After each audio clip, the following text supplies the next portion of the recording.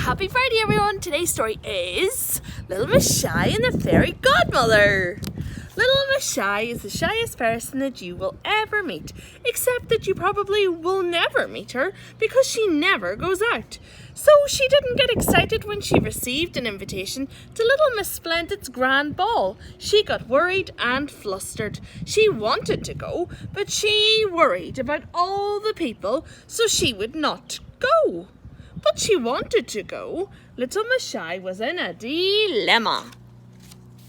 Plucking up her courage, she rang Little Miss Sunshine for some advice.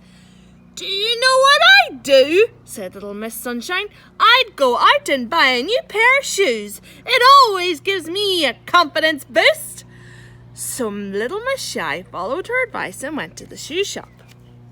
"Please, I'd like to buy some new shoes," said Little Miss Shy in a very quiet voice. "I can't hear you," boomed Little Miss Bossy, who worked in the shoe shop. "Speak up!"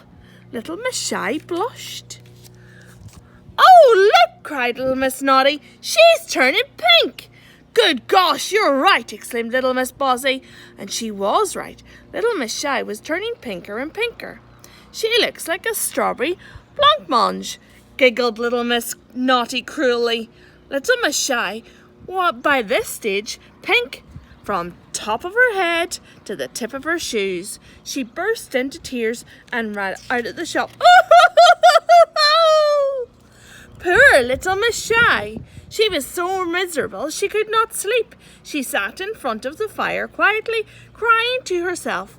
"I will never go to the ball," she sobbed. "Oh, yes, you will," came a faraway reply.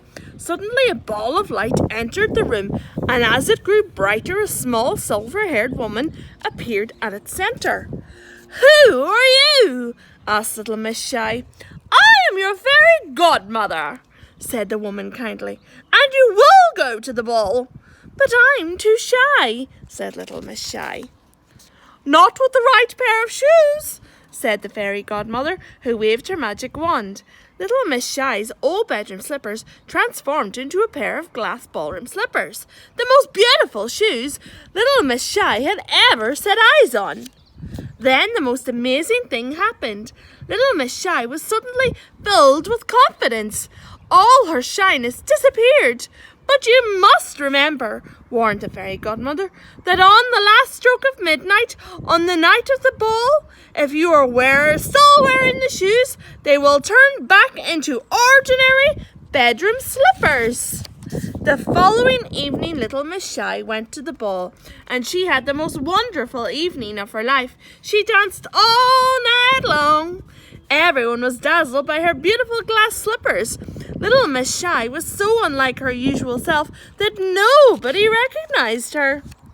Near the end of the ball, Little Miss Splendid stood up and made an announcement. "I have a surprise for you all. There is a prize for the best dancer at the ball tonight, and I and my fellow judges have decided that this prize should be awarded to—" She paused. "The girl in the glass ballroom slippers!" As Little Miss Splendid spoke, the bell in the clock tower rang for the stroke of midnight. Ding!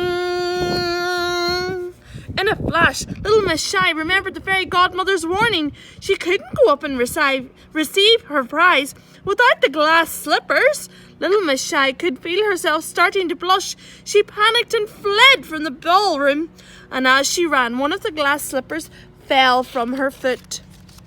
"Where is the girl in the glass ballroom slippers?" called Little Miss Splendid, but nobody could find her. She had disappeared. All they could find was one glass slipper. "I must have my winner!" cried Little Miss Splendid. "Search the land until you find her." So Little Miss Splendid's friends went out in search of a girl whose foot would fit the glass slipper. Everyone wanted to claim the prize, but nobody's foot would fit it. Little Miss Bossy and Little Miss Naughty tried on the slipper, and of course it did not fit either of them. "You should try Little Miss Shy," suggested Little Miss Naughty slyly.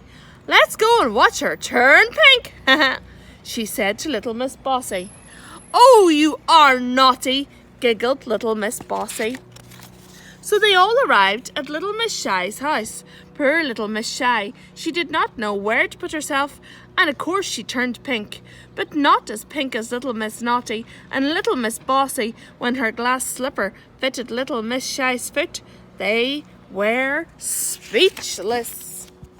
Little Miss Splendid will want to present your prize to you in person, said Mr. Happy.